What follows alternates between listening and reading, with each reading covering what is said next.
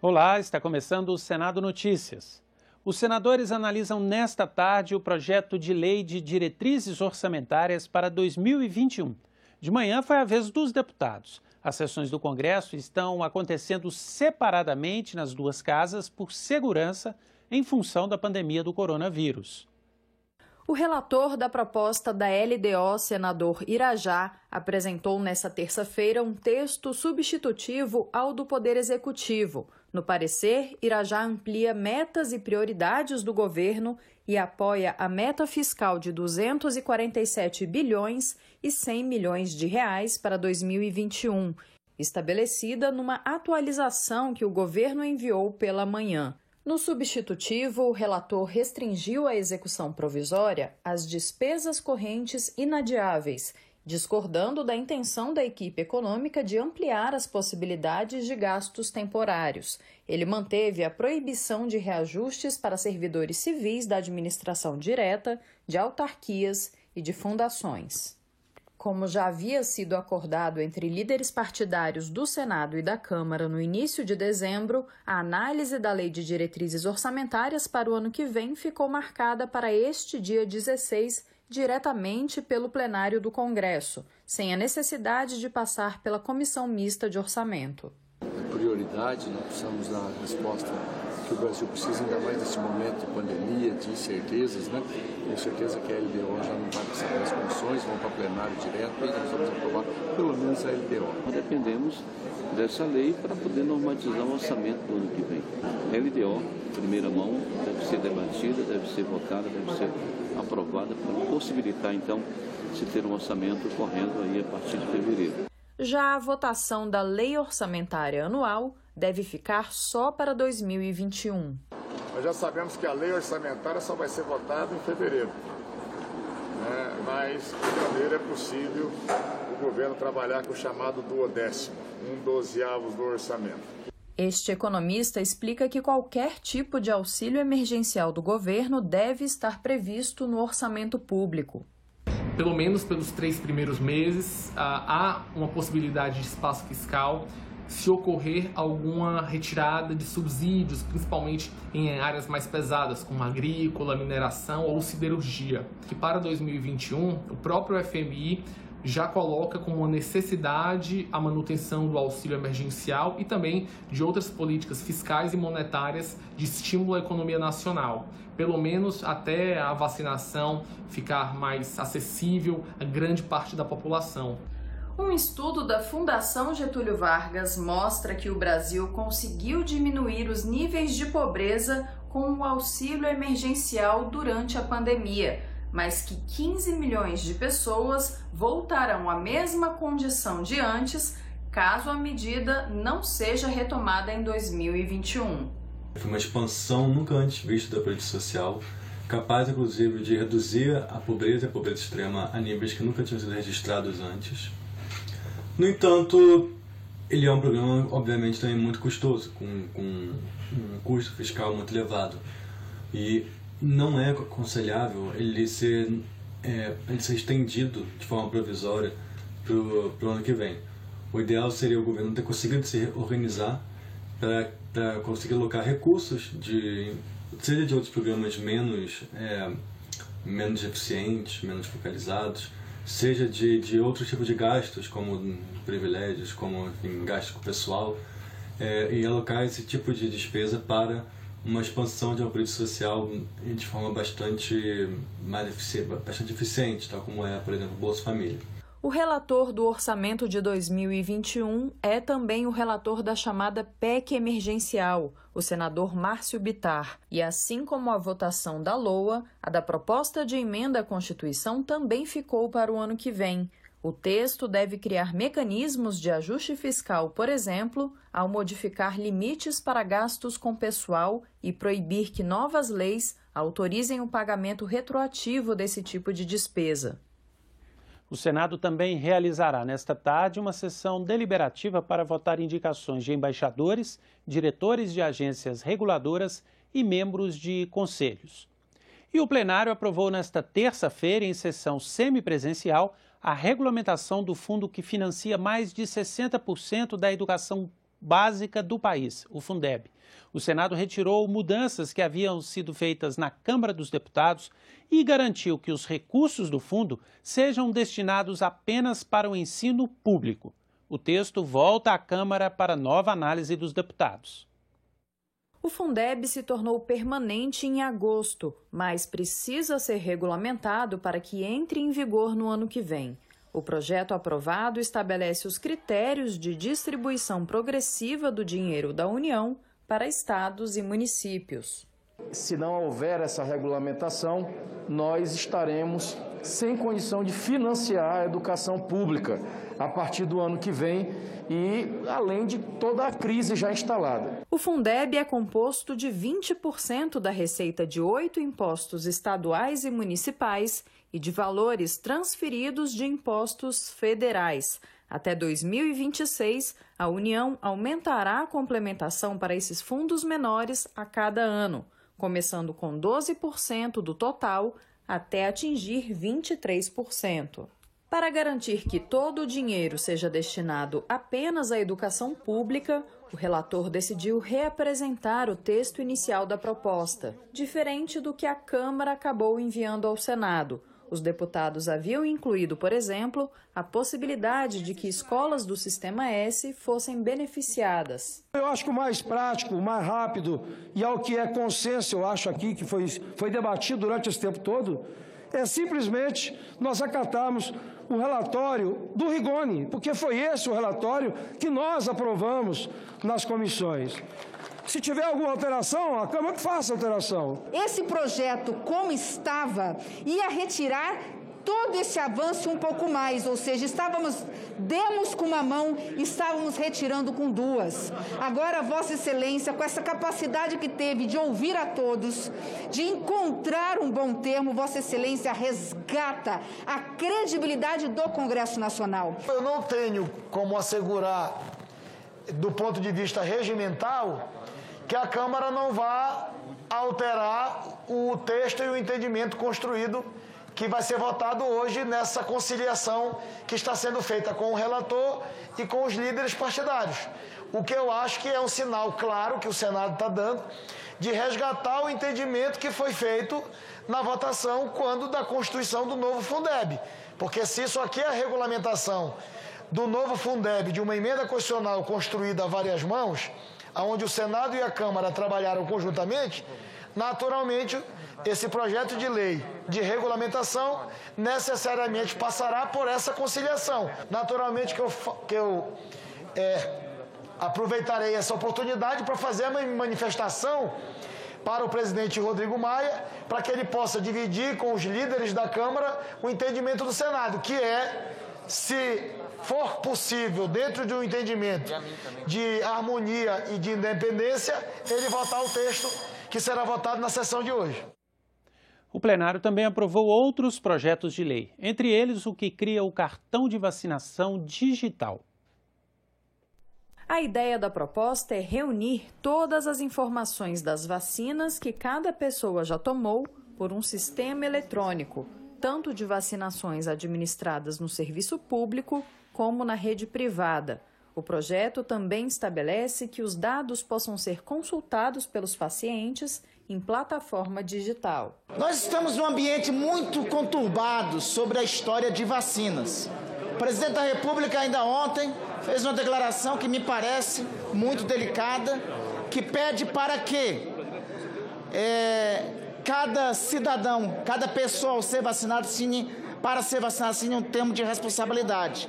Há polêmica sobre requisição autoritária de vacinas por parte do governo do Estado. Na construção com o governo e com os líderes, foi incluído o artigo 6º-A, que diga: será instituída a carteira de vacinação digital, que conterá a identificação do portador, as vacinas e os soros aplicados e pendentes, os fabricantes, os lotes das vacinas, dos soros utilizados e outras informações estabelecidas no regulamento. E fica lá o parágrafo único. Toda a população brasileira receberá as vacinas a que tem direito, no momento oportuno, independentemente de possuir a carteira definida no capítulo do artigo. Os senadores ainda aprovaram outro projeto que cria uma carteira digital de vacinação.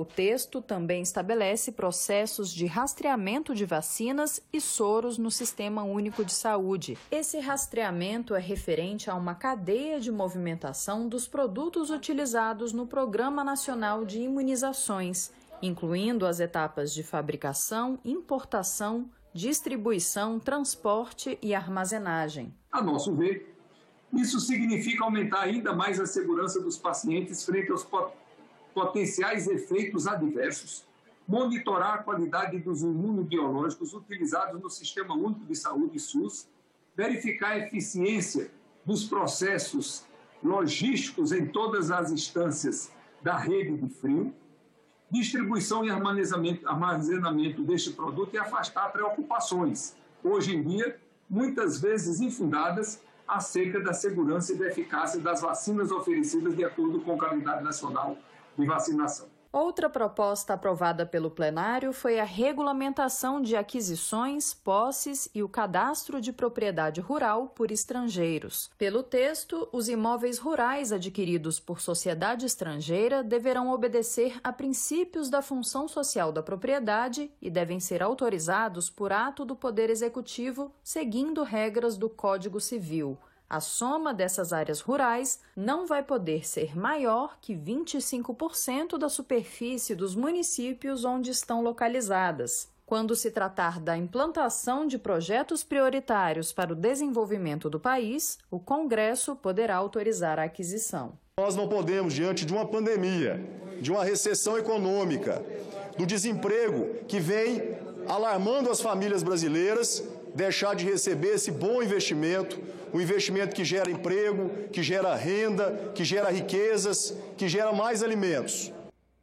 Os senadores aprovaram mais 2 projetos de lei, o que restabelece a obrigatoriedade de licitações para o transporte rodoviário interestadual e internacional de passageiros e o que muda as regras atuais para permitir que estados e municípios renegociem suas dívidas em troca de ajustes fiscais em suas contas.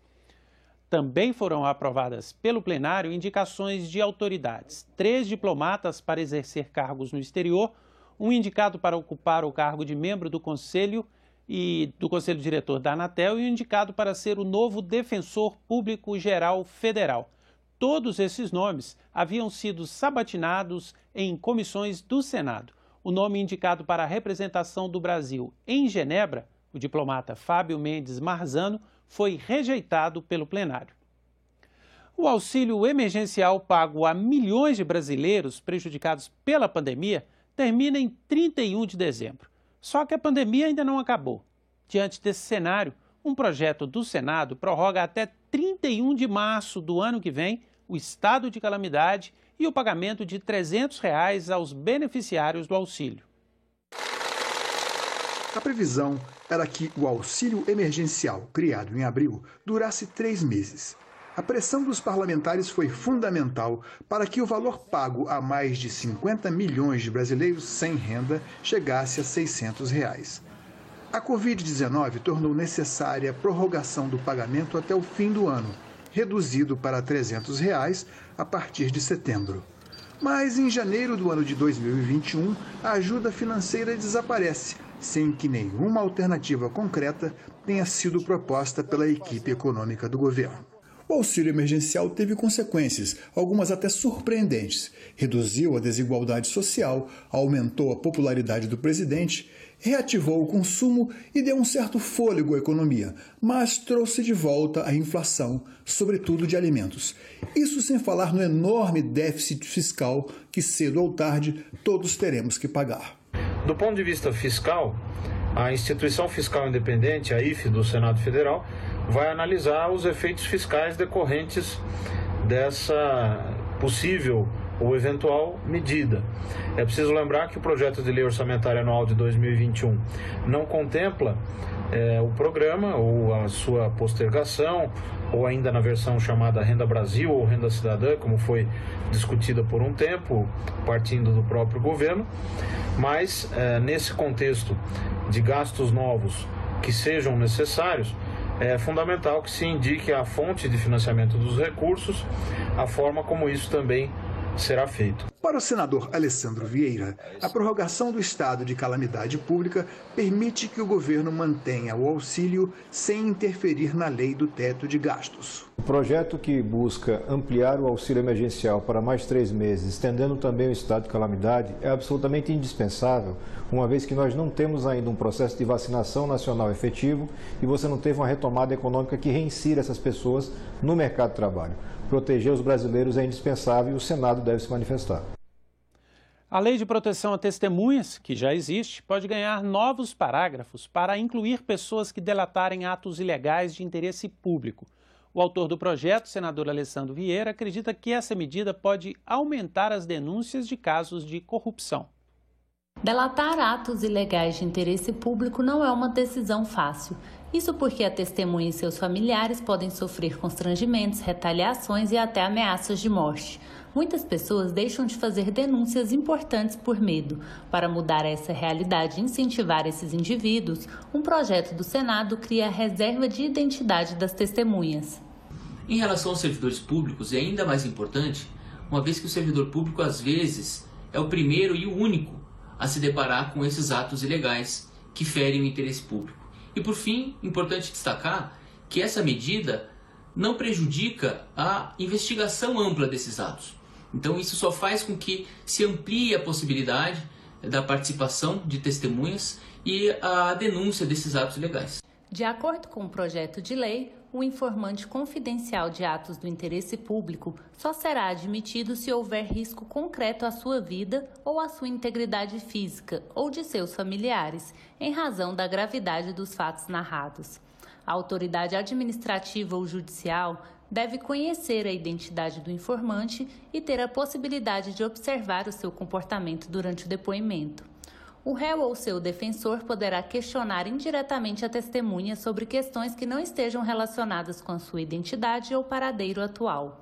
O depoimento não deve ser o único ou decisivo fundamento pela eventual condenação do acusado. O testemunho deve ser avaliado em conjunto com o acervo probatório e com as objeções da defesa. Os avanços da ciência no combate ao HIV. Uma universidade brasileira traz otimismo e esperança para a cura da AIDS. O progresso nas terapias com os coquetéis de medicamentos. E em apoio à campanha de prevenção à AIDS, o Congresso Nacional é iluminado na cor vermelha. Veja na terceira e última reportagem da série Dezembro Vermelho. A ciência avançou, trazendo um certo conforto para quem tem o HIV. Graças à terapia antirretroviral, um coquetel de medicamentos, essas pessoas podem viver com o vírus e nunca desenvolver a AIDS, com muito menos efeitos colaterais hoje em dia.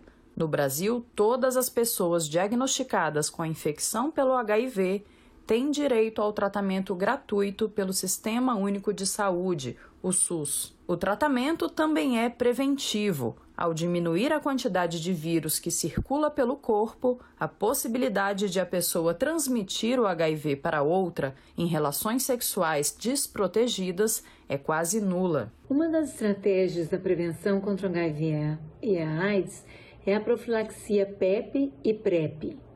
A PEP é utilizada após ter ocorrido um evento de risco, ou seja, um estupro, um esquecimento ou rompimento da camisinha, ou um acidente com um profissional da saúde com uma pessoa ou paciente potencialmente contaminado com o vírus da HIV. A PrEP é a estratégia que você toma um comprimido antirretroviral antes de ter um evento que você acha que pode ser de risco. Essas estratégias devem lembrar que as outras medidas de prevenção não devem ser abandonadas, como o uso da camisinha. Ao mesmo tempo em que os tratamentos se mostram mais eficazes, cientistas estudam maneiras de eliminar completamente o vírus do organismo de pacientes soropositivos sem transplante de medula óssea, ou seja, a cura para a AIDS. Um exemplo é uma pesquisa da Universidade Federal de São Paulo que incorpora mais remédios e substâncias aos coquetéis padrão e que este ano trouxe resultados promissores. E se ela tivesse HIV? E se ele tivesse HIV? E se eu peguei? E se eu passei para alguém? O Dia Mundial de Combate à AIDS é 1º de dezembro. Durante todo o mês, o Congresso é iluminado na cor vermelha em apoio à campanha nacional de prevenção ao HIV/AIDS e outras infecções sexualmente transmissíveis. Precisamos, sim, fazer do 1º de dezembro não só um dia de conquista, de comemorações, mas também mostrar que a AIDS está aí, existe, não tem cura, tem tratamento, mas as pessoas continuam se infectando, as pessoas continuam morrendo. Batizada de Dezembro Vermelho, a campanha tem como objetivo alertar a população sobre os números da AIDS no Brasil e conscientizar sobre a importância da prevenção. A realização do Dezembro Vermelho é uma iniciativa extremamente importante para que nós possamos dar continuidade ao enfrentamento a essa doença, a AIDS, que é, sem dúvida, uma das piores enfermidades que a humanidade já teve que enfrentar até hoje. É ainda uma doença incurável, mas que pode ser controlada. A produção de medicamentos, a realização de ações preventivas, o esclarecimento à população têm sido armas importantes para que nós possamos superar e vencer essa doença que é de uma gravidade sem par no Brasil e no mundo. Nós ficamos por aqui. Você pode rever as reportagens desta edição na nossa página na internet, senado.leg.br/TV. Uma boa tarde e continue sintonizado na TV Senado.